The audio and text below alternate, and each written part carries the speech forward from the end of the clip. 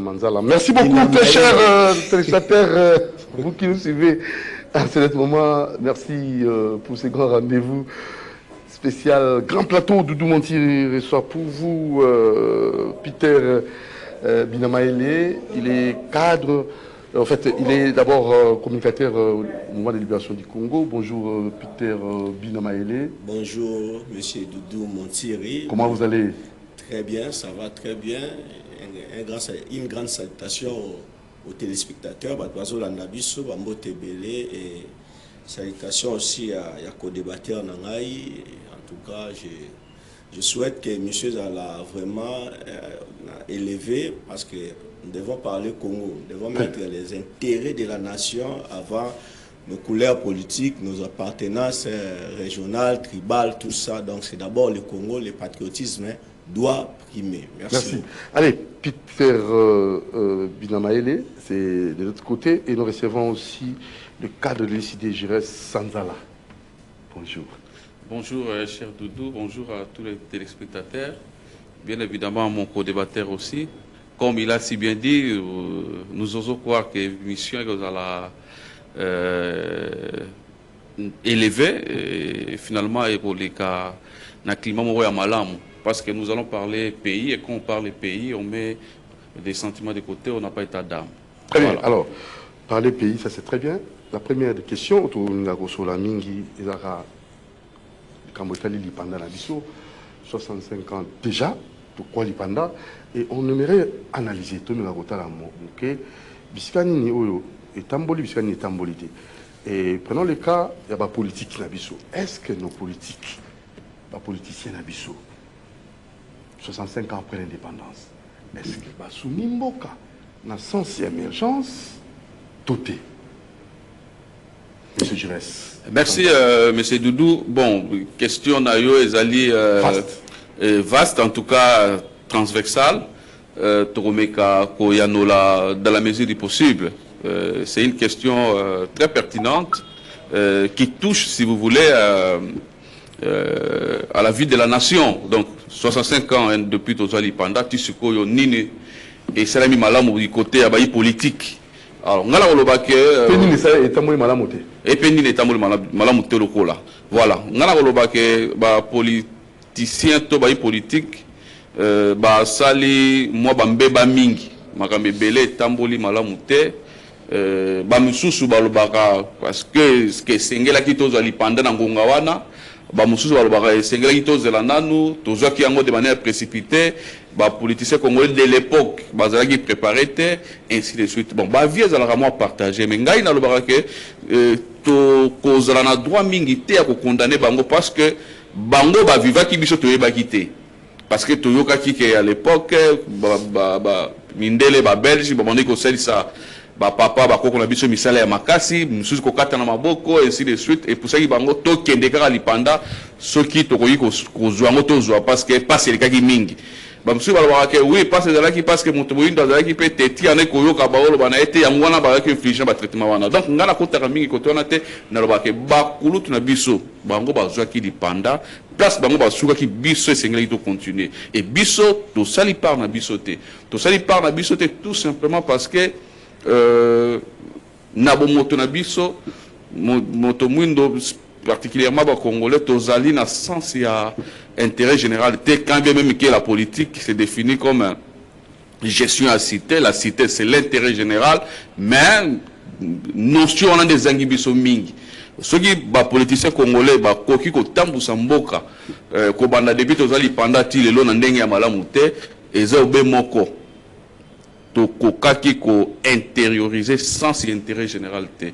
Donc biso ba politiciens congolais au comme na pouvoir ezo be yomoko yo sala pona yo moko réfléchir na komi alelo na kolonga mokolo boni il faut na tondi sengai paso na longo na zanga te, mais malheureusement tout le monde a rappelé ceux qui ba longo 6 mois de rebelle ba chute libre, donc azongi même ko mabe ki ndenge azongi fonction. Donc ce que moi je peux dire mboke tambo malamu te faute ya zali ya ba politique tout simplement parce que ba mekaki ko kotisa vraiment sans intérêt. Tokoki ko condamner bango à l'époque Lumumba, qu'est-ce qu'il a fait comme étude, Kasavubu ainsi de suite, mais ces gens ont fait les parts, ils ont travaillé basu indépendance na bandenge tu veux critiquer bango, tu veux critiquer mais bazui déjà et c'est là qui biso te continuer na place bango ba souka qui te me mamboka na trajectoire et développement comme j'aime bien le dire mais dommage mboka tamu semi ala monter cause ngai na tiango be moko parce que les politiciens congolais to mekaki cause sans intérêt général était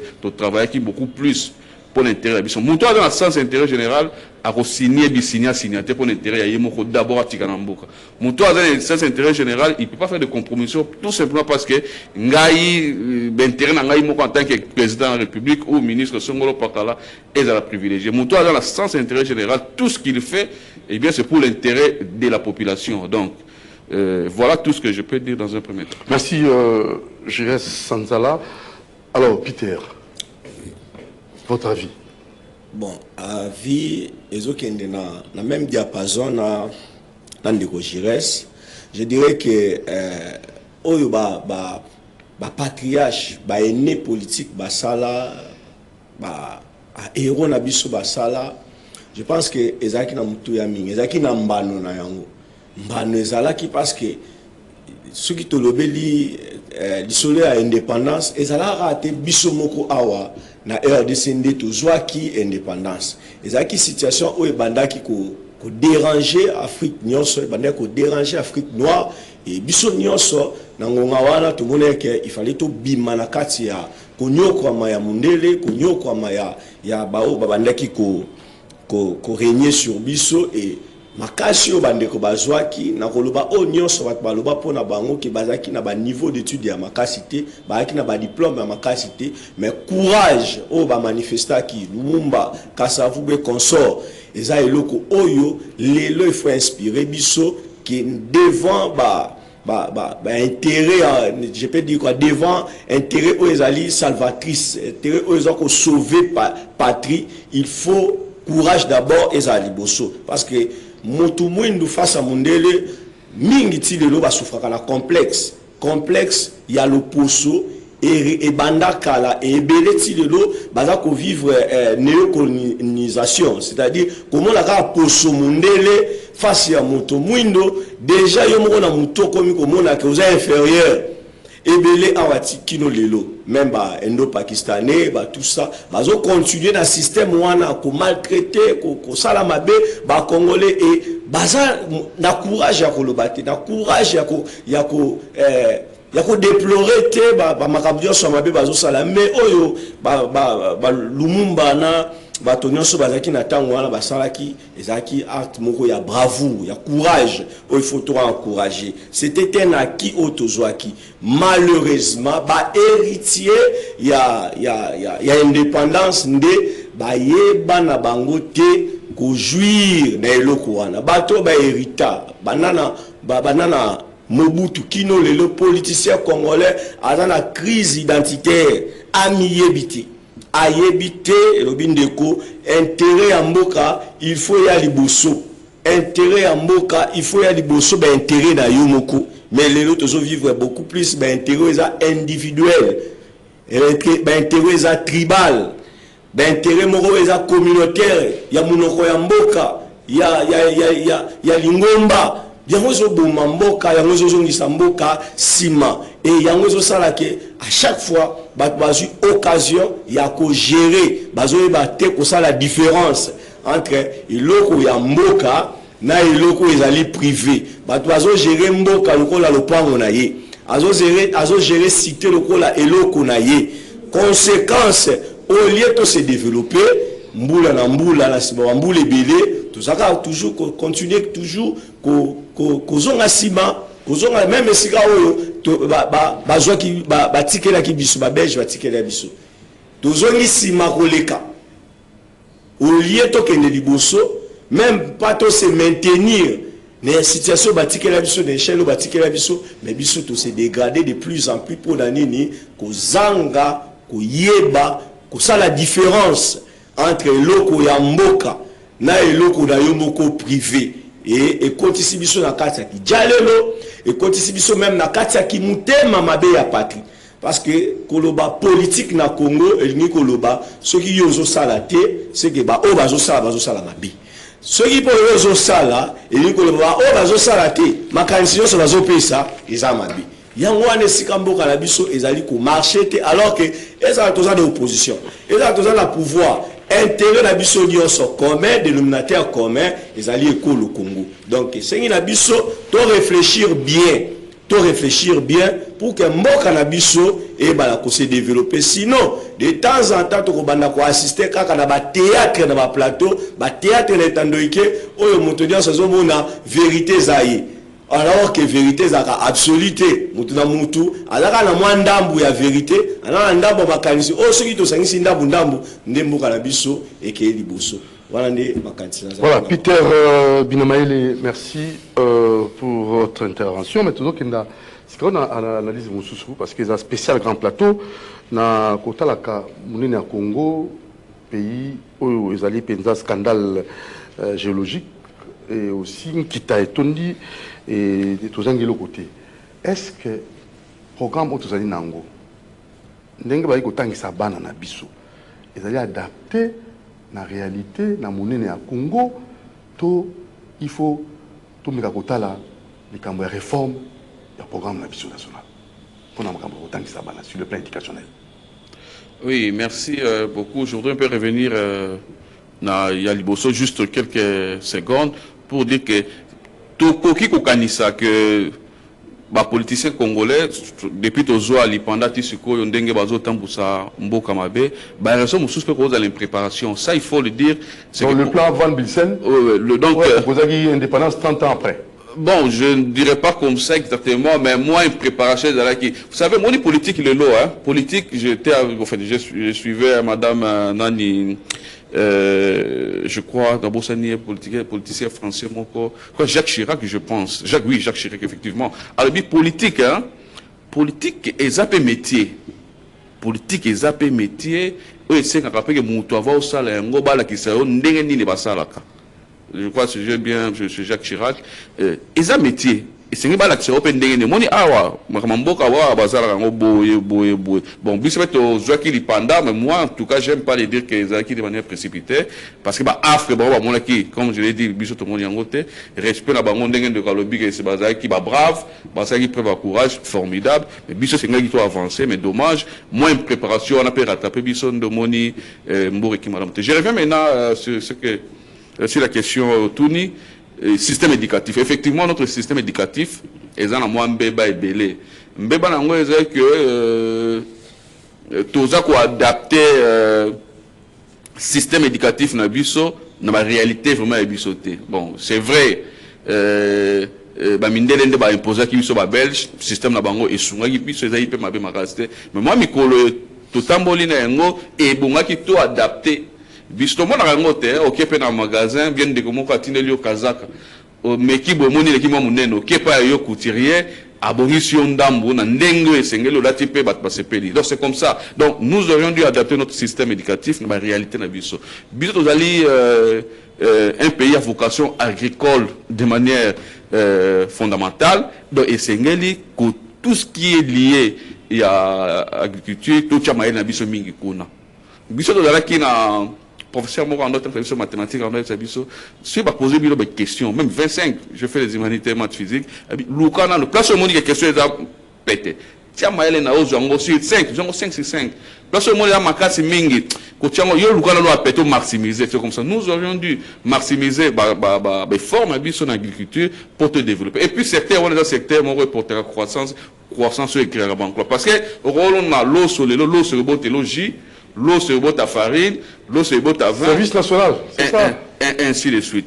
Bon, pas de manière spectaculaire ou de manière tout le monde n'a pas fermé les lots. Ferme les lots, tout politicien dans la ferme. Ferme wana, et ça pour week-end accueilli. Yemoko tonavis maman, balekisi mikolo, bazongi, ça ferme était pour nous. Il y a développer mon canal agriculture avec des projets moko vraiment un projet intégrateur. C'est quand même c'est louable.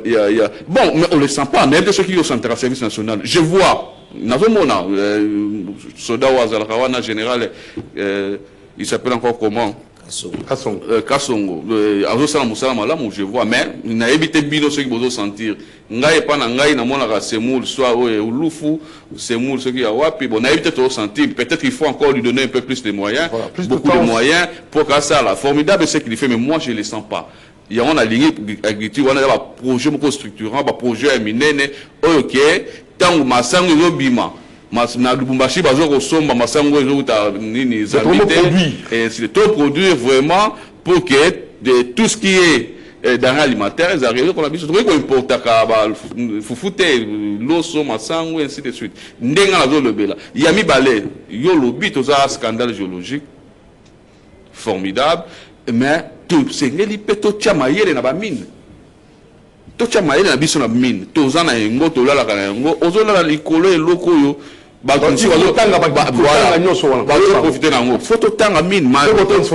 bien, la biso to mine, to produire, to transformer, ainsi de suite. Donc mine lukel biso ba problème, nzamba pesa biso mine, pour sur biso to kende boso, biso to yebi ko sele ngote et boto biso problème. Nous sommes toujours monawa tout ce qui est guerre, c'est parce que les pays riches sur l'emploi minéraux et maintenant bon to chama les places wana.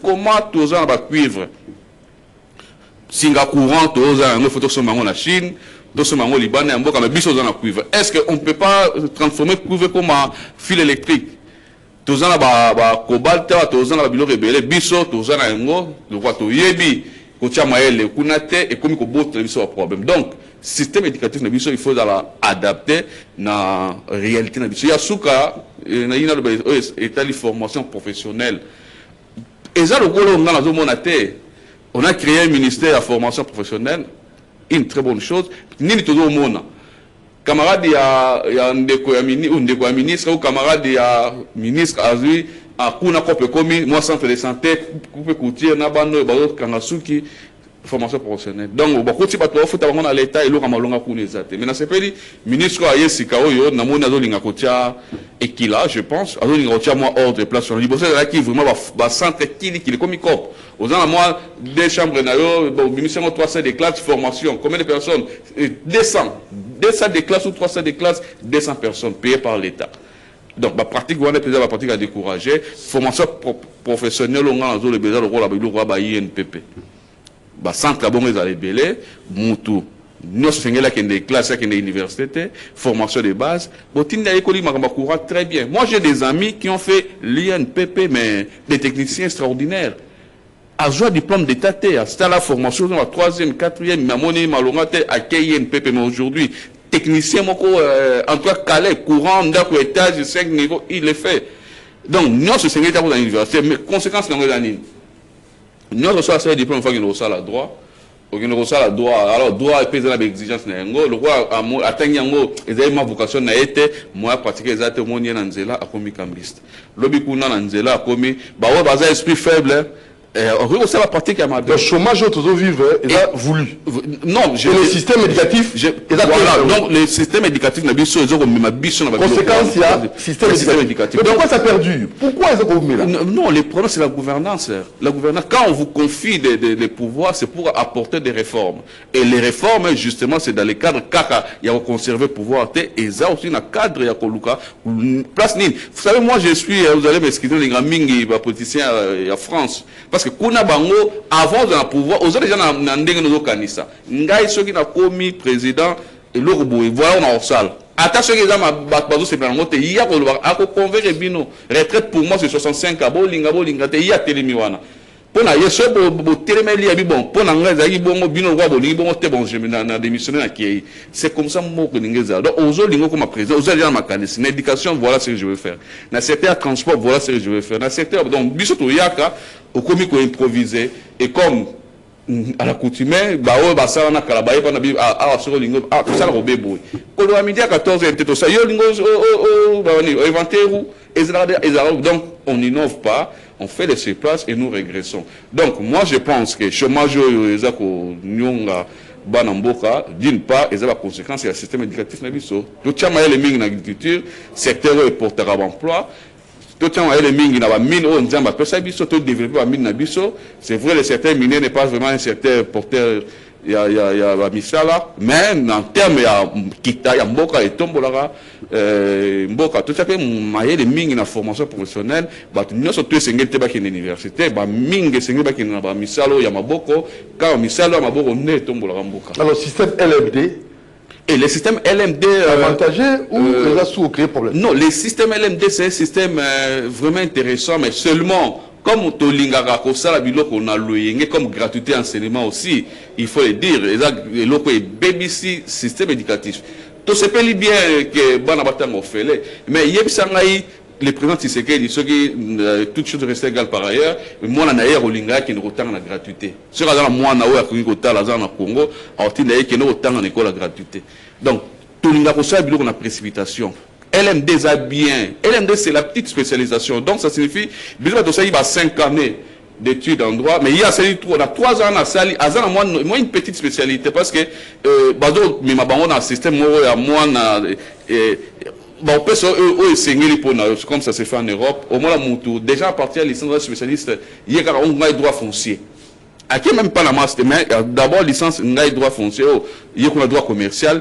Mais malheureusement, on a le préparé, même enseignant, on a si on peut faire un système, il n'y a pas d'EM, système à Kalana, on peut faire un système LMD, au moins, il y a le Romoko. Or, et c'est une idée d'aller le Romoko, parce que le système est cassé. Et là, le système, il y a malade, mais dommage, quel est le à précipitation, mais tout le monde est là, donc juger, bango, sur les bases, mais bango, enseigner, le système a bien zéro Kala. Tout simplement parce que le laboratoire, pratique, théorie en abondance, théorie à gogo. Est-ce que le laboratoire, ma pratique tout ça? Non, ça c'est une question intéressante parce que au moins l'université a un rôle, il y a qu'au former karaté. Université a un rôle, il y a la recherche. Donc la recherche c'est beaucoup plus dans des laboratoires de lobby. Mais biso laboratoire. Qui dit laboratoire dit moyens. L'État ne met pas beaucoup de moyens dans le système éducatif. Au moins, tu peux imaginer, Moutatangi, classe Tia Silisi, à sa pratique. Donc, Moutabongo, Tango, Tindaye, na Assisa qui est débrouillé, au pays, ça non, mais monsieur, autant qu'il m'a monté, non, attends qu'il m'a monté, attends qu'il n'a bien, mais seulement, na système, attends qu'il est à 8 temps, parce que, et qu'on a raté. Pratique est exigence il faut il faut pas la question initier so ba initier en hôtel aussi ça a droit aussi 5 années mais OK ça là nini note moko boye comment est-ce que je peux dire note à plaidoirie il faut pas la seconde passer là so ba la question tu vas écrire biloko ça la net ko kanana yango mais yango te il faut pas faire mon note wana passer là yango boye il faut pas ndala il faut argumenter boye au ça la boye mais ceux qui pratiquent exact et question de la mouture ma classe il y a un autre ming il peut côté rabatu na moi le donc autant aussi ici on touche pratique mais c'est grave. Très bien, merci beaucoup monsieur Giresse Sanzala cadre on a décidé Binamaele Peter système éducatif Nabiso 65 ans après est-ce que ezako kenda lolenge moko na monene mboka na biso na nkita ozo na mboka na biso to ezako kenda lolenge moko te. Merci beaucoup mon mboka na koloba pour le système éducatif na biso en tout cas premièrement so na ko porter analyse ou critique na koloba ke ya liboso système éducatif na biso contenu nango contenu a dépassé. Contenu a dépassé, élaboré, il y a des Belges, élaboré pour peut-être population, puis il y a des problèmes, des besoins où ils sont là qui dans moment alors que l'environnement a évolué. L'État aussi a évolué et même il peut m'embêler, la réalité est belée. Je pense que contenu wana, parce que jusqu'au jour d'aujourd'hui, il y a histoire ça n'a rien à voir avec notre pays. Ça n'a rien à voir avec notre pays. Alors que peut-être il fallait tout le temps histoire du Congo. On a déjà des problèmes. Ta condition? Dans le système éducatif. Comment? Dans le système éducatif, na biso contenu nango par exemple. Est-ce qu'il faut tout le temps kaka na français?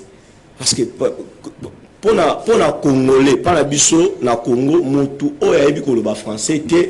Aza considéré as a maïrité. Azamaïd, est-ce qu'il faut autant à Raka na français? Bah, pays le roi, bah, Chine se développe na langue na bango, boye ba comment, ba étranger, ba pays voisin, boye ba ou pas tout ça. Langue, oui. Et qu'on facilite biso to évoluer sur le plan international. Mais sur du côté interne, on peut voir comment peut-être qu'on valoriser la langue nationale parce que compréhension est à la facile.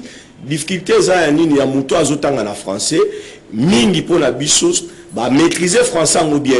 Pour le français, azo réfléchir na lingala, à créer traducteur yemoko, à traduire en français et puis à lobby. Deux fois, ba mot langage, azana idée mususu. Ya malam, moi ça vraiment makambu fois loba. Mais à défaut la langue, traducteur n'est faible. Aza ko arriver te ko communiquer comme il se doit. Au moins peut-être dans compétition à emploi, ba écarter parce que à lobby français bien. Parce que aza convaincant dans le langage. Alors qu'aza n'est capable, il y a ça la mieux, mais à défaut, il y a langue, tout ça, et les lots, en réalité, il y a moi, parents nous sommes beaucoup la moine, aider les bas âges à y français. Et comme le roi, langue moura a épanoui, a évolué. Somme dans le lingala, bamoni aza médiocre, aza faible. Est-ce que langue qu'on identifie identité à Moutou ou compétence à Moutou, je ne pense pas. À inadapté parce que la réalité est belle. La réalité est belle, net ba bisiko ozola kisawana. Na ba fin fond tout ça bona boui. Bazo tenir compte que il faut moi na oazan na fin fond azala bien formé pour développer fin fond. C'est-à-dire baza beaucoup plus que luka ko embellir na centre ville, ko embellir na capitale, ko embellir na ba grande ville, ko tonga ba bâtiment, ba infrastructure ya bien, ba école ya bien na capitale, ba négliger na ba territoire où ils ont la ciment pour bazo mona comme si ya ngozo ya après. Or, est-ce que vous pensez aussi à l'avenir? C'est comme ça maintenant. Henri Njombo. C'est ça. Que dira de nous demain? C'est ça. Nous pensons aussi à l'avenir. Parce que mon frère parle de question de minéraux, tout ça, la richesse, la soit sous-sol, tout ça. Ils ont la Kinshasa, ils ont la centre-ville, tant de la terre arable, tout ça, ils ont la Kinshasa, ils ont la sima. Or, ce qui n'a pas sima wana, na masimandimba tout ça, ba centre de formation ya qualité zalaki, ba former ba autochtone wana, ba bazali pembeni ya tout ça, ba ebi ko sala, musala na ba norme. Au moment que Kinshasa a revivre bien. Il y a un autre vivre exode rural, qu'on a développé mes athées. Ils ont ça la gabatunion sur la zone Kima, n'a autant à l'université de Kinshasa, n'a autant à bien et pas Noko, n'a autant à donc tout ça, ça nous met dans des situations où ils allient tellement tout ça. Mon frère a bien parlé des formations professionnelles. Notre système éducatif forme ou produit des chercheurs d'emploi et non des créateurs d'emploi. C'est ça le problème. C'est-à-dire, Moutazo Tanga a tangi 3 ans, il y a maternelle, a tangi 6 ans, il y a école primaire, 6 ans, il y a secondaire, ça fait 13 ans. Avec ici, sous 5 ans, humanité, 18 ans. Maintenant, ici, incapable de créer emploi. Incapable. Donc, Bissop, tant que Bima, na Moutou naye, il faut que nous la pas ya Moutou. Na mutu na ye fuka nazara na sima ya mutu et na civilisation na biso awa mutu aza entrepreneur en quelque sorte, c'est-à-dire mutu aza na ba petite et moyenne entreprise na zo bunda ba ko considérer aza faible bon mone aza inutile que mutu mo boy akendaka pas ba indien pas ba libanais na zo biso na 2018 j'ai démissionné et pas ba libanais ba condition na biso inhumaine invivable d'abord traité biso dirait on dit tout ça va quitter. Qu'est-ce qu'on a limité au Kéta si balamba ma bendo barre de fer. Autant la condition bande au retour dans mon diplôme nini, à licencié en, à gradué en, mais à se retrouver journalier, bon payer moins de $5 par jour, mais à tangi classe ya tangaki a ebeka kake, il faut la que ça là et sika boye, il faut la zanasima ya batubwe. Tout ça bloque le développement. Ça bloque les développements. Alors que ceux qui sont là qui formés, de tenir compte, il y a pas besoin. Parce que le système éducatif doit tenir compte, il y a pas besoin de ça dans nous. Pas besoin de prioritaire, pas besoin urgent. Toujours formé, tout pour nani. Besoin du problème ni toza dans la société. Tout formé pour nani. Parce que besoin latin philo. Si latin philo. Mais pourquoi les formes on a évité dans ça latin philo. Peter. élu Nabiso. Pourquoi vous pensez la moitié? Réforme, on a. Parce que ça pose problème. C'est ça. Le problème de l'homme congolais est complexe. Surtout le problème des politiciens congolais, c'est tellement profond et complexe que toujours battu sur les envoûtements. Parce que, bandeko kuna nga bo bazala ministre de l'opposition. Koto bazala pouvoir. Tozala mboka oyo opposition déjà zoapé pouvoir. Et comment la pouvoir est comme une opposition. C'est-à-dire makaburo va demander au monde na kati opposition. Normalement, tu dois te sentir au changement, ton bango baye, babi ke awa bosala kité, sikoyo biso nere toye, to meka un peu ko innover, to corriger. Mais problème on les autres persister pour la ligne parce que bayi politique azal lelo bango balingaka ko chomete.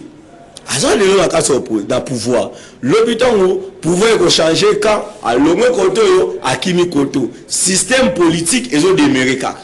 Moi ba réforme eya ezate. Bato basala ki lutte. Bato ba bundaki, bato ba bande ko réfléchir na plateau le roi ndeto za boye pour na ko luka ke lobby ce qui makambo ye pouvoir ye to amener to même changement to même avant nouveau bato wana ba komi ko assister ka bato basala ki bazogi ba se faire entourer tout ça c'est ce qui fait que pour tout le monde a vraiment changement, nous toujours souhaité, nous toujours commenté dans le plateau Oyo, et ça quand même un peu lent. Mais nous sommes tous témoins. Le courage, la volonté politique, au cœur du chef de l'État, est Zali. La volonté politique, nous sommes sans ignorer Ezali. Parce que quand bien même que ils ont marché comme tel thé, mais toujours mon a prendre des décisions, des initiatives courageuses, ou peut-être ils ont animateurs. Azane la peut-être des problèmes, il y a des animateurs, tellement de politiciens, déjà des politiciens, mais ça n'a pas de problème. Mais ça n'a c'est ce qui fait que malgré bonne volonté, malgré ça animé dans sentiment pour faire décoller Mboka, mais toujours mon la force et apaisanteur, ils ont continué toujours pour déranger. C'est un problème congolais, c'est un problème où ils ont des problèmes, il y a opposition en majorité, c'est un problème de l'homme congolais à milingi koleka Mboka na ye. Aza patriote, azo vivre pour na ye moko na liana melala tonga na voyager lobiso qui na ye na kufi. Parce que on ne peut pas comprendre, ba voyager. Ils prennent des avions à l'étranger, mais le système éducatif et Sengi Bisson de décider parce qu'il y a aussi l'UNESCO, il y a il faut associer, de décider de nous-mêmes comme ça, toujours réforme, imposer réforme dans le système éducatif. Pourquoi pas? Tant que tu as appliqué, problème à Congo, il y a problème, il y a des textes, des ali. Ba réforme, il y a des textes, des ali. Il y a des textes, il y a des intelligences, coucher sur papier, et ça, mais applicabilité, c'est là où ça pose problème. Président Ayaki Kokuta, il a la constitution, gratuité et enseignement, il a appliqué ça. Mais là, on n'a pas accompagné, pour réaliser vision, place, il faut battre l'école. Bah détourner, place pour ça là-bas, bah détourner, c'est ça les problèmes. UNESCO, tout ça, bah ça le problème, le problème est de la volonté, le cœur de l'homme congolais est toujours tourné vers le mal. Le cœur de l'homme congolais est toujours médiocre. L'homme congolais, na katinaye, ce côté intrinsèque, est pauvre. Aza mutema mabi. En quelque sorte, je peux dire comme ça, aza mutema mabi. Parce que ma rambe belé autour mona. Je me dis, ce qui vraiment, tout ce que le président de la République a pris comme décision, l'initiative nous sommes le conseil des ministres, ce qui est imprimé, ce qui est réalisé. Mais l'opposition, grâce à l'Obélé, nous sommes détournés. Imaginons que nous sommes détournés, qui ont été ça qui nous savent. Imaginez que le projet à 100 jours et ça là, si les jours de ça là, nous on se consorte aux autres, ça ne développe pas ça quand c'est territoire, ça là qui est en haut. Tu vas tous en Borandé. Tu vas tous en Borandé. Il n'y a pas de problème, il y a pas de texte, il n'y a pas de problème, il y a pas de réforme, mais animateur, c'est l'homme congolais, il y a un problème. Avant tout, il y a une actualité, il y a un parti politique. 65 ans après, est-ce que la parti politique et sous Mboka, tout le Mboka. Merci pour Mutuna. En tout cas, je suis content de cette émission parce que ce sont des questions pertinentes qui nécessitent des réponses vraiment approfondies. Avant de répondre, moi, camarade Peter Alobi. Ndeko Peter, ko bimisaka mokonzi mboka incompétent, Ernion, c'est ça fait malamu mingite. Les intentions, la volonté, en tout cas, est raté. Tu peux avoir de bonnes intentions, la volonté, mais ce qui m'a coquille à ça, là, c'est que tu as bien compétence. Et ça, moi, pas si. Nous avons un rôle on a le bi, na tongela onda. Na sepe na omingi na bi na tongela onda. Na kina subi sima zelo na yena bandi kotonga. Na yebi kotonga nda kote na otongelo ko moko wanda kotonga matara muki après c'est nini et bukane koyi. Donc d'une part, il faut compétence ezala. Tant aux olinga okoma mokonzi mboka, il faut zala na ba aptitude, zala na vision o esengeli que ceux qui na komi na kosala boyo ka ba projet soko tie ba détourner. Soko tie ba détourner. Donc bateau ya tia ko wana ba respectaka été. Ça ce n'est pas bon. Projet 100 jours va détourner. Tilo jour nengo lobi 145 territoires. Donc bateau ya tia ko na ba raté. Yango moni l'État zala ne lo ba bengaka la puissance publique.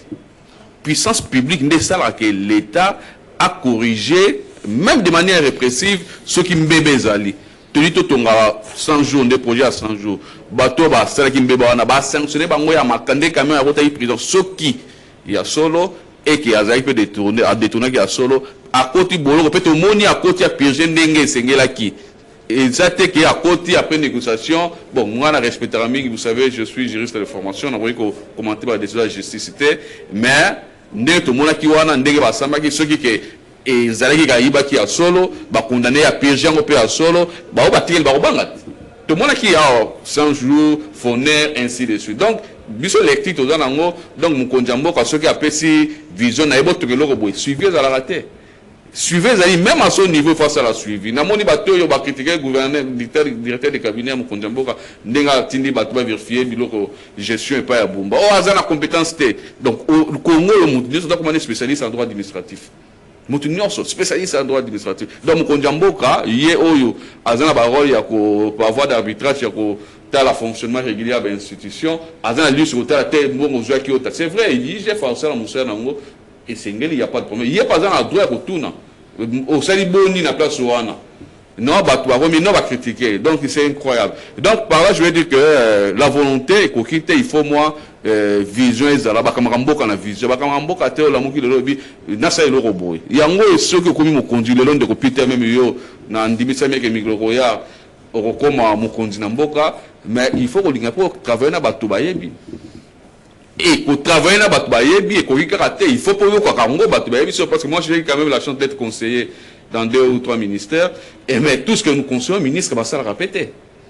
Donc s'entourer de bonnes personnes, Batoubayebi n'a pas eu qu'il a fait bango. C'est très important. Alors je viens maintenant pour un décoller de parti politique. Ndeko Doudou Montiri.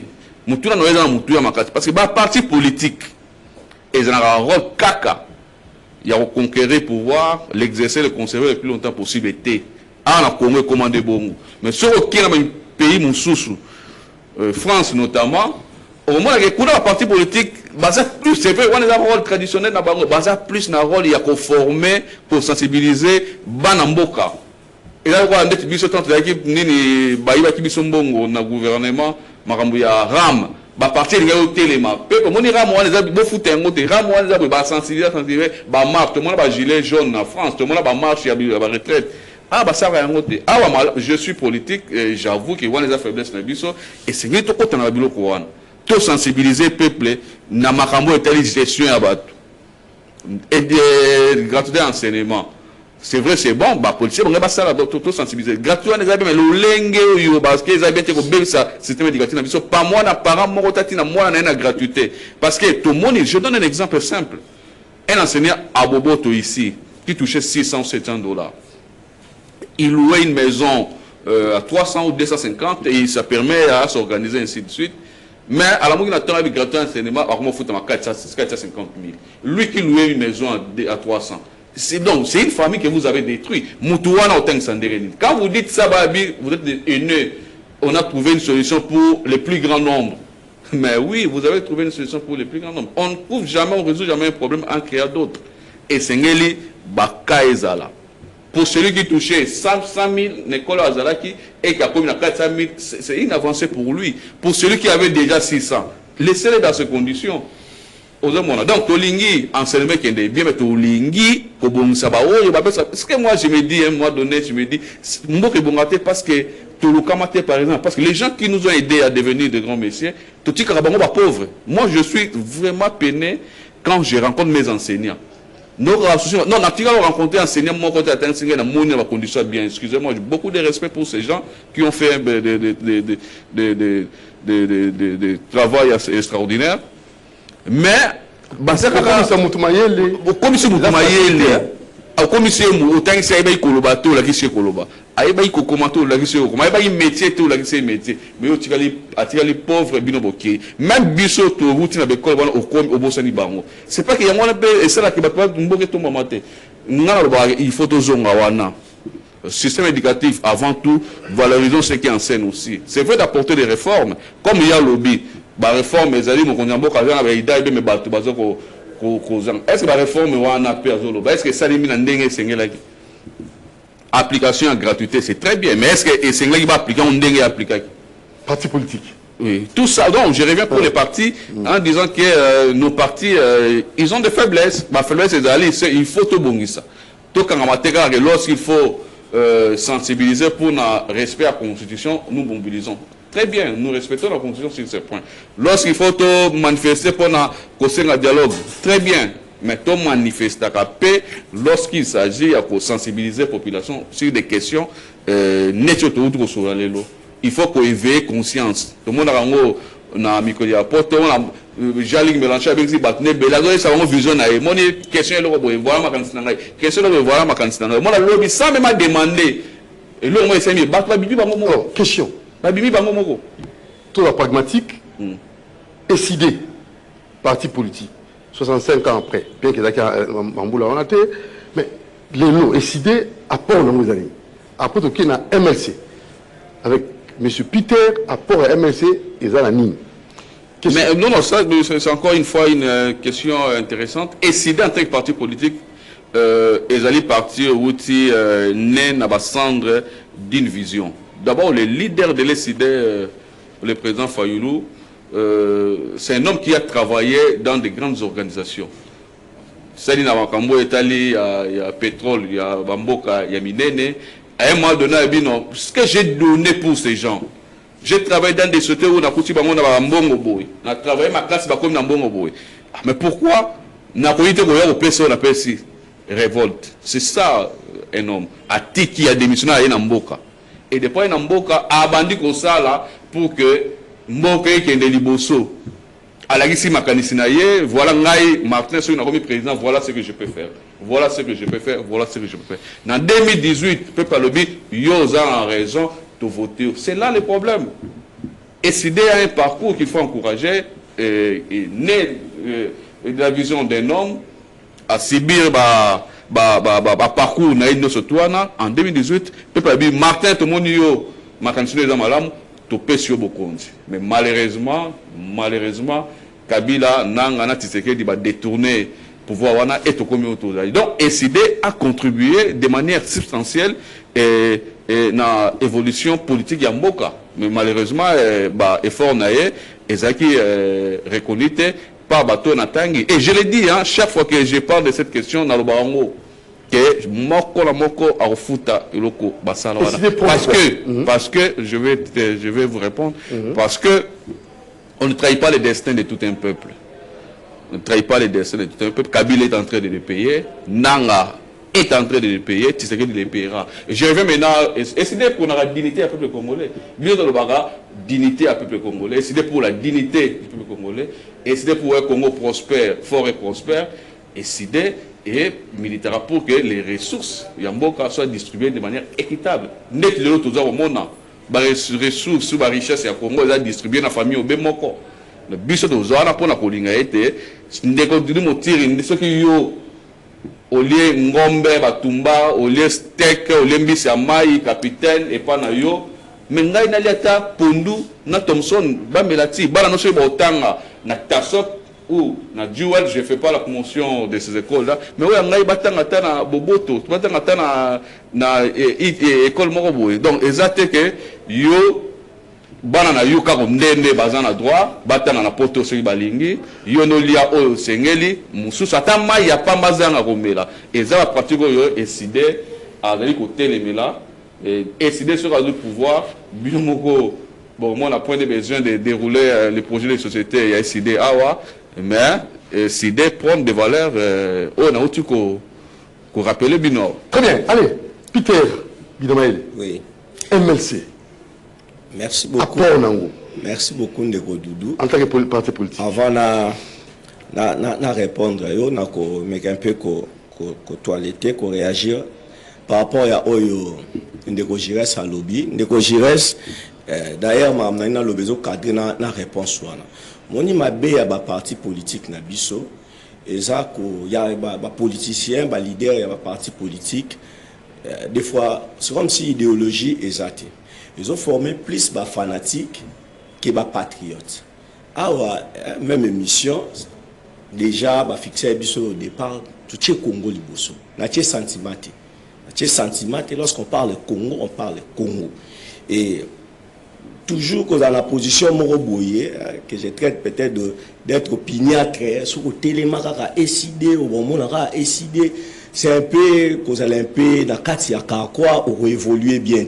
C'est ce que je déteste dans Bangot. Quand on dit le président de la République a la volonté, mon frère, Zala, de bonne foi pour reconnaître la volonté.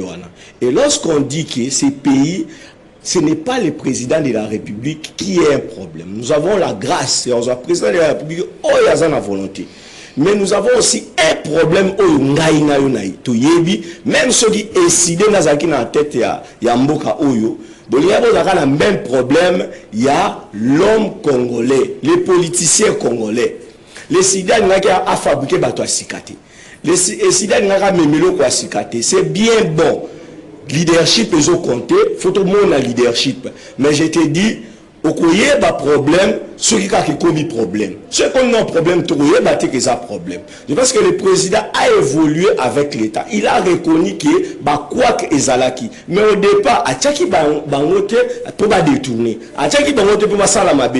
Il a misé sur ba compétence na bango. O ya mona qui peut-être que na ba CV na bango, ba compétence ou mona qui na expérience na bango. Il a reconnu que ce sont ba experts baza makasi. Et à Tchebango, malheureusement, c'est l'homme congolais. C'est l'homme congolais au sein du cabinet politique local où il y a ce qui se passe dans le cabinet politique. Ne venons pas dans le plateau pour makambu, car pour maquiller vérité. Où il y a que notre pays souffre des politiciens. Il y a des bonnes décisions où ils ont freiné. Il y a des bonnes décisions où ils ont mis et application dans l'intérêt dans le privé. Individualiser Mboka, d'abord Bango, laisser Mboka la cima. Et le président, comme le garant, comme le leader, comme le chef de l'État, il a sanctionné, prévenir avant, changer. Quel est ce détourner au bazo maintenir non, non, non. Si tu es arrêté la Makamba Bongo, en tout cas, ça a habitation, on te change, on évolue. C'est comme ça que on parle de réalité. Moi, je ne suis pas là pour nous en pencher boyer parce que je suis du pouvoir, parce que je suis de l'union sacrée, je dois tout faire de l'union sacrée, Zalikaka propre. Non, non, non. On parle des problèmes parce que lobby, Ndeko Jires, n'a une photo diriger Mboka. Lobby ngai non de photosal. Ce qui te éviter qu'on définir, qu'on tenir compte de la réalité, de la problème, ou tout le monde en Mboka, pour tomber ngai non na erreur ou na lobby. Il faut tout le baka tout haut, makambo to yebi ngai na yo. Quelque chose les kana ba famille na biso, quelque chose les kana kati ba ngomba politique la biso, il faut que le baka pour na ko décourager. Parlant du MLC, les MLC est parti à ba valeur. Preuve nous au monde ngai, dans la couleur T, so couleur na ngai ko définir au moins na patriote. C'était parti des patriotes puisque déjà ko botama MLC et botama na je peux dire quoi, na forte vision ya patriotisme et animaki président Jean-Pierre Bemba Igwe pour que acha d'abord mboka oyo na esika oyezali. Natawana c'était l'FDL na Joaquin Mboka, c'était la rébellion na Joaquin Mboka.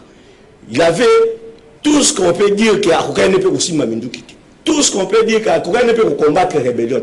Mais à Moni, vivre le président Jean-Pierre Bemba, c'est un visionnaire. À Moni, à Moni, l'AFDEL a un plan moko Yamabe contre Mboka Oyo. C'est le Rwanda Nalingi a la domination ya Mboka Oyo. Il a vu ça. Il a combattu la rébellion.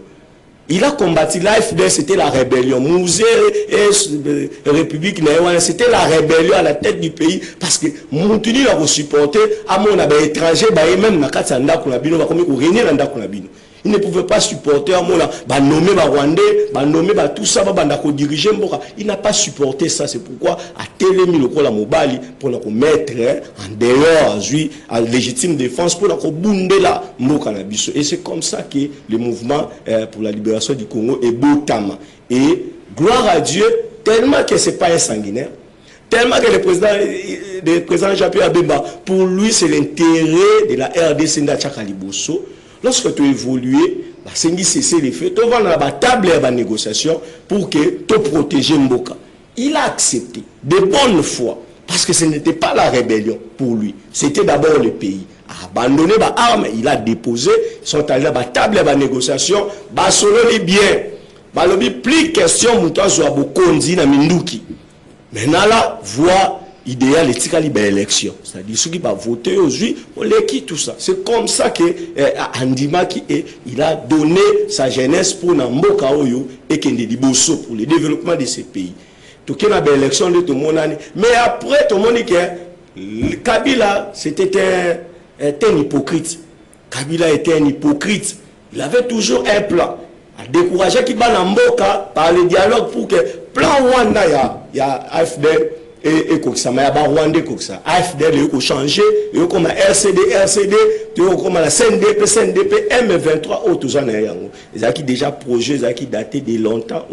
Biso MLC, tout le monde qui est. Jusqu'au jour d'aujourd'hui, nous ne cessons de citer tout haut l'ennemi de la République. C'est Kagame et son acolyte Kabila. Kabila et Kagame, il joue les jeux. Il y a Lukako Bote, la Biso Mboka, il y a Lukako Chabiso Baumbu. La carte Mboka la Biso, ça on ne peut pas rester silencieux. On parle, on dénonce tout haut et tout télémaca. Le président Jean-Pierre Bemba, lorsque nous avons paniqué dans le début de l'année, lorsqu'on a vu les M23, à Bandi, il y a des ordres dans Mboka, Goma, tout ça. Les politiciens va vendre. Là, il y a des gens qui vont vendre. Le but va comme un langage, comme un mot, va soutenir le chef de l'État. C'est pourquoi j'appelle le président Jean-Pierre Bemba les partenaires par excellence le chef de l'État. Dans le moment, il n'y a pas ce n'est à Téléma, il a sensibilisé partout. Il a cité, il a nommé les problèmes, il a nommé Kabila. C'est Kabila, c'est Kabila. Et à ce temps-là, qui pouvait croire que c'était Kabila? Tant le président Jean-Pierre Bemba Kabila, les gens ne croyaient pas que c'est Kabila. Ah, c'est faux, c'est faux. Il a fallu le temps pour dire que mon Kabila maintenant, aya maintenant que ça nini, qu'on baptiser, qu'on officialiser, qu'on encourager, qu'on reconnaître que Mbitumbao Makambo ba M23 ça ba tuer ils sont nobles. Abi combat ba ils sont nobles. Ba deux se va comprendre le président Jean-Pierre Bemba avait raison. C'est-à-dire, ça déjà visionnaire, il a vu ça de très loin. Et depuis qu'il est à côté du chef de l'État, il ne fait qu'accompagner la vision. Ce qui est président de la République, chef de l'État, qui n'a battu le roi président Jean-Pierre Bemba 5, mais monsieur Ezate. La thématique de ce débat-là, Ezate. Puisqu'il a trouvé le pays sans même permis de conduire. Kabila nous a privé de permis de conduire, même permis de conduire. Mais grâce au président Jean-Pierre Bemba, tout ça, puisqu'il a permis de conduire. Eux, ils ont qui simple, mais Kabila nous a privé ça. Ils sont qu'on a avec une Tsuka, même la Tchao. 13 à la Kinzela, train. Bambouteage, je ne les abouille. Bambouteage, je ne les abouille. Tu coûtes à train. Kabila nous a train. Parce que tu es attaqué, fait, mais tu es attaqué contre la cause. Bah, le monde a train. Nous sommes dans un train à Cari, Grèce, et nous sorti à la centre. Dans notre train, nous avons Siforko, Tia. Alors, on a train. Même très relié, allons au problème. Allons au problème. Aéroport en dit, bâtir les taxes belé, mais il est au moins malongé. C'est grâce il y a président Jean-Pierre, mais toujours on a volonté politique. Il y a quoi aider Mboka et Kendeliboso. Contrairement, peut-être à président Martin Fayulu, ou peut-être visionnaire à la clarté. Parce que le président a décidé des fois, balobaka baza na opposition te baza na résistance baza na opposition te mais au moment bango bake signer déclaration commune ya opposition baloba baza na opposition te mais le moment bango bavandi sous table moko na Kabila bakoloba te Kabila il faut tout ça la dialogue to vanda na Kabila mais bango batemi sous te Kabila alors porter plein à balkanisation. Il nous demande une chose avec son contraire. Pourquoi pas le débat à bouillir? Pourquoi pas le sujet à bouillir? C'est un dialogue. Pourquoi pas c'est un dialogue pour, par exemple, les réformes? Pourquoi pas? Pourquoi pas marcher pour nous? Le président Fayoulou a toujours été peut-être compliqué dans la vision. Et pour nous comprendre la vision, les capables de gérer le président Martin. Parce que le président Martin a habité une élection. Après qu'il y ait l'élection, mais les autres hommes de gérer, c'est un député national. Ce qui est président Martin a dit cohérent. Mais donc tout ça, les MLC, nous prenons, je peux dire, valeur. Ils ont parti au yo, ils ont formé des patriotes. Lorsqu'on parle, nous parlons sans mâcher les mots, nous parlons vrai, nous parlons Congo. Tout chaque intérêt à Congo Liboso. Jamais ministre MLC qui cité n'a pas détournement. Jamais. Même un cas de détournement, tant que ministre MLC. Tout ça, on va bien le. Parce que nous, c'est d'abord le développement du Congo qui compte. Voilà, alors, il nous reste 5 minutes. Tout ça, on est 5 minutes au Roloba, oui. Je reste Rosoloba. En même temps, l'OBP, il y a Washington. Hein? Donc, Kagame, Fachi, en fait, Tshisekedi, Kagame et Donald Trump. Est-ce que ça aura un aboutissement dans le sens de paix durable? Washington et l'OBP, il y a un dialogue. Vous avez l'opposition, il y a un dialogue inclusif, il y a un Merci, je serai très rapide. En fait, je voudrais dire à notre ami Peter que moi, la politique, moi, je la prends au sérieux. Et surtout, tant on a les cas dans la porte, moi, je mission pambate. Ngaso ina répondre à l'invitation, c'est que dans les lois Roloba. Et quand on les gars dans la TV boy, ngana na esprit dans que bat bazo na biso. Même maman abotio ba enseignant ba tangsa kiyo, ceux qui osam obalaki basi na biso bazo na banda ba bokilo tu et ngai na lobaka bilobela te. Tant ozoloba que tu très bien très opiniâtre. Bon, c'est normal qu'il a défendre position na ngai. Ce qui est tout à fait normal. Mais je vais te dire ceci, quand je dis seule la bonne volonté ne suffit pas. Je ne vais pas nier les intentions, les bonnes intentions du chef de l'État. Mais nous avons dit que tous en présent, le projet de Tiaka, de tourner en bon, même nous avons dit, ceux qui ont dit, c'est votre école, je vous le concède. Mais nous avons dit que le projet de Tiaka, de tourner en bon, tu l'as dit ici, au temps qui même. Nous avons dit, il était que le fait de bien choisir ses collaborateurs, ça fait partie de l'intelligence. Ce n'est pas moi qui l'ai dit. Ce que tant à oyebi baloba yango ce que pour naka batue ya miyibi ba dutunaka biso do ndime da to ba ke non il est saint là mon santu batunde azwaka man chance bato ba yiba mbongo c'est son problème biso do lobi ke leadership là ma capacité nde bato bazo banga te bazo yiba mbongo. Je reviens maintenant pour dire que MLC, bon, moi j'ai beaucoup de respect pour le président Jean-Pierre Bemba et ça va bien rebelle na respecter Markassi beaucoup de respect, mais vous l'avez rappelé ici, l'MLC, ce n'est pas comme les CD. L'MLC est des cendres, des sangs de la rébellion. Demande à Jean-Pierre Bemba. Boni, Bakoni, Nasarana, Ouganda, pour Babunda, Rwandais, na Kisangani. Demande à Jean-Pierre, pourquoi il ne met pas ses pieds à Kisangani? Les CD n'a pas tué. Les CD, je l'ai rappelé ici, est né d'une vision, de la vision d'une personne qui a travaillé dans des grandes organisations, des grandes multinationales. Je peux le faire ici. Vous parlez de position ambiguë du président Martin. Non, il n'est pas compliqué. Sa vision, elle est claire, mais seulement, vous allez apprécier ou comprendre. La politique, ce n'est pas un combat de pain, c'est un combat de dignité. Aux côtés de Martin, vous vous battez pour le combat de pain, vous ne serez pas là. Ce sont des hommes, des femmes qui se battent pour la dignité. Lipate, tout y est lipa. Mais quand vous dites que lobby élection a quitté et après qu'il y ait, mais oui, parce qu'il avait dit que tu serais dans votre tricher na Kadima. Tout ça la bloque, tout contraire, il y a des choses qu'on doit arranger. a tellement une position ce sont des sangos des évêques monsieur Martin, on a tout arrangé, on va envoyer des observateurs, on va auditer les fichiers. Maintenant, vous pouvez y aller. Et on a même demandé pour que Batunayo, député Nayo, s'enrôler. Tant qu'il y a que au sein de député provincial national va postuler. Demandez à Cholet. Donc le président Martin n'a pas de position ambiguë, c'est un homme très cohérent et il sait ce qu'il fait. Mais je reviens rapidement une minute pour le dialogue. Nous encourageons l'accord, il y a Nini. Tout ce qui s'est fait pour l'intérêt en Mboka, tous à la wana, bravo. Mais tout le monde accord wana, tous à accord, tous signé na Kagame, ou attaqué Bisso. Mais j'imagine que Tshisekedi a le rappel que le président américain a Kagame qui a agressé Bisso. Parce qu'au Congo, quand vous dites que Kagame c'est notre agresseur, on le bien noté Babino Zandoki. J'imagine qu'il n'y a pas réussi dans Trump, à Kagame qui aux agresseurs, ils ont agressé. Ça c'est un de deux. Tu as négocié na Rwanda, tu as signé Mikanda, mais responsabilité à Rwanda, na Oyabomi, on n'en parle pas. Bas n'est encore qui concerne les aspects économiques, mais biso to le biboui. Père Malam, et ça a un dialogue entre fils et filles à Congo to sololi, to trouver solution. Accord wana et ça accord moko évoqué sur le plan d'intégration régionale, d'économie, ainsi de suite. Accord à Doha, et ça beaucoup plus pour les aspects à cesser les faits. Il y a couloir humanitaire, mais vrai paix, ils ont aussi résoudre des causes profondes. Nous avons une armée qui est faible, les institutions qui sont légitimes, tous ces bateaux, ce sont des causes.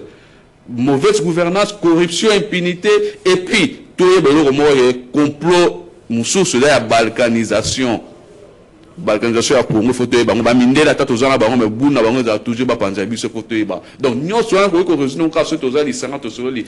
Et ça faut vérité na si ça ndeko moti. To pas lo baboye. Biso tali biso te tout quand il m'a beaucoup de ce que dit à ça na 2028 aucune élection to longola, il sera pas candidat. La constitution devrait être respectée. Mais dans l'entretemps mboka so ekufi. Mboka so ya balkanisation to élection to fandi et to comme même pas 2028 mboka ba balkanisation to ce que l'élection mboka nini. Donc yango biso to lobby et accord wana eza malamu, mais il faudrait qu'il accord wana eza l'accord moko eza ko porter ba valeur républicaine ya mboka, mais accord wana eza ko violer l'intégrité territoriale ya mboka biso te, eza ba accord yo tia biso à genoux par rapport ya Rwanda, eza ba accord yo et que ça la souveraineté RDC doit respecter, bien évidemment ya Rwanda aussi, mais vrai paix et que vous avez un dialogue entre fils et filles à Congo ndé biso tozoloba. Il faut solo la la vérité ou le bar à bloquer nous sur le dialogue. Pourquoi sur la dialogue pourquoi chef va voter à Batou ou abimara va proclamer pourquoi toi sur la route pourquoi toi sur la tête que nous sommes un pays scandale géologique n'engue à lobby mais tu es toujours pauvre toi sur la question dialogue nous a déporté partager le pouvoir nous ne sommes pas là. Il a été contacté par la primature, il a dit non, pas dans ces conditions. C'est pour vous dire qu'il n'est pas un velléitaire. C'est une personne qui a des visions, qui travaille sur base des valeurs et qui n'a pas d'intérêt à cause du pouvoir parce que Martin ne mène pas un combat de pain ou de type digestif ou je ne sais pas moi de quoi. Lui, c'est la dignité d'abord et le reste après. Merci. Alors, Peter, pour finir. Pour finir, je dirais que d'abord, nous devons tous soutenir, en même temps féliciter les chefs de l'État, puisque signature oyo tous un accord oyo Kagame en tout cas tous là qui ont mis Akimi na Angola, Akimi Bamikolebele, il refusait. Comme le président Félix a fait même parler Paul Kagame il est charismatique, il est tout ça, mais sa diplomatie agissante et Memi Kagame au point où il est sous tranquillité. Et mon frère Azoloba, Kuna Baibsa, président Baibsa, Kagame Kaza agresseur, d'ailleurs c'est bien stipulé dans le point où il a développé qu'on a retrait les troupes rwandais, c'est-à-dire et il y a des gens qui se retiré, il y a des militaires, c'est-à-dire retrait et armée, c'est-à-dire armée où ils ont la atrocité, les armées rwandaises, mon bon billet, à télémi, ils ont signé tant que nan. Nous devons signer quoi, victime. il y a aussi l'agresseur. C'est simple, et puis encore voilà, stipulé bien qu'il faut cessation bien sur le soutien, il y a un groupe armé, il faut respect et intégrité nationale, retrait, il faut pas retirer tout parce qu'ils ont reconnu que Kagame est un agresseur. Tout boyaki depuis tout le but que situation ce qu'ils ont avancé, ce qui a amené la vie sur faible, et dans les suites c'est encore un fantaisiste. Oh, mais mixage, brassage. Il y a un par terre. Et le président avait dit, niet, plus question de ça. Et nous sommes arrivés là où nous sommes arrivés. Gloire à Dieu. Même côté économique. C'est important puisque ce sont nos voisins. Nous sommes censés vivre ensemble. Nous sommes censés partager intérêt aux alliés, il y a région. Donc c'est normal. Et pour finir, je dirais que mon frère, nous sommes jeunes. Nous sommes jeunes, nous devons porter une vision Yamala Mupona Mboka, quand bien même que tout rose en la couleur politique, mais mettons toujours l'intérêt du pays bien avant tout, parce que lobby, je peux dire, les présidents, il y a des partis qui peut-être lobby peut-être la vision il y a chapeauté dans ba parti politique. On doit toujours comprendre les erreurs. Tout ça, les leaders, comme si ce sont des saints, parfait, non, c'est pas ça la casse. Non. Là, tu trouves que le président Martin, ici, il avait mal agi. Ici, il n'avait pas bien pensé, bien fait les choses. Toi, tu peux tirer des leçons de ça. Et pour qu'on attende au ça mal, parce que au lieu de l'élection, ce qui est président Martin, c'est là qui va été conseiller, que Yaka attend. Il avait accepté d'aller aux élections. Mais Bino Ngabo n'a arrêté à déposer ma candidature. Nous sommes déposés à c'est parce que à Salaki, à Salaka, à toujours accompagner de la même manière accompagner quand il arrêté Bino Bourata qui va déposer nini. De la même manière, Azoli Kapé va accompagner dans le dialogue. Alors qu'article 69 faisait le président de la République, la Constitution, le président c'est un symbole de l'unité nationale. Ce n'est pas ça où il faut organiser le dialogue. Et ça violation, il y a Constitution, surtout violer l'article 70. Bon, c'est pélaté. Mais tant que vous avez ça, on va organiser. Sur base légale, il faut organiser dialogue. Dialogue, il y a peut-être dans le lobaté, à ceux qui ont le qui tout le il faut pas organiser. Dialogue, on a convoqué en Ozanani. Nous reconnaissons que nous avons convoqué le dialogue.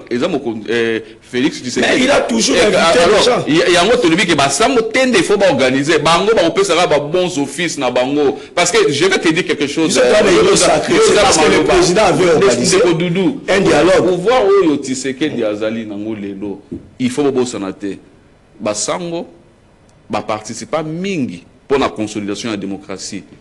Basango anomoni chaque dimanche tu as bien pour il faut respecter. Basango ana dialogue à Kojo, babi ezama la mute babima, babi non il faut toute l'exclusivité Kabila pas bien. OK, ça va beau travailler. Tout ça le dialogue il y a centre interdiocésain. Ndemoni ba ko wana to kena élection ni batinde lelo ya on a débuté mon cher.